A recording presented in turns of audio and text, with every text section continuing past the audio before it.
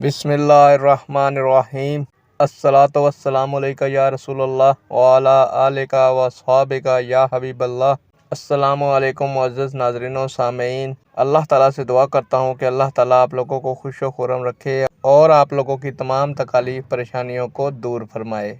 प्यारे दोस्तों, आज की वीडियो का अनवान है, क्या सादात कराम से गुनाह सरज़द हो सकता है। उम्मीद करूंगा कि ये मालूमात आपके इल्म में इजाफा फरमाएगी और आप इस वीडियो को शेयर करेंगे, चैनल को सब्सक्राइब करेंगे ताकि दूसरे लोग भी इस मालूमात से मुस्तफ़ीद हो सकें।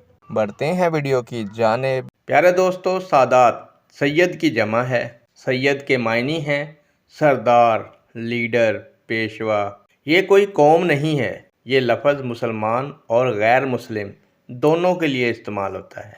सिर्फ नबी की ज़ात मासूम अनल ख़ता होती है, यानी नबी की ज़ात से कोई गुनाह सरज़द नहीं हो सकता।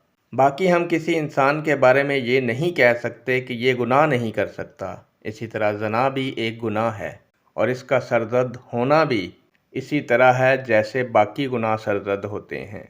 हाँ, ये बात अलग है कि जिन्होंने अल्लाह ताला और उसके अंबिया अलैहिस्सलातु वस्सलाम की तालीमात पर अमल किया, उन्होंने अपने आप को गुनाहों से महफूज रखा, और जिन्होंने खिलाफ वर्जी की उन्होंने गुनाह कमाए।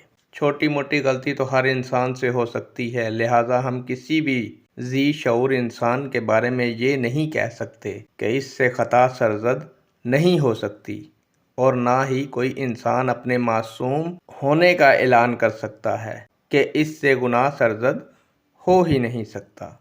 नेक दुआओं के साथ आपसे इजाज़त चाहूँगा। अल्लाह ताला आपका और मेरा हामी और नासिर हो। अल्लाह हाफिज़।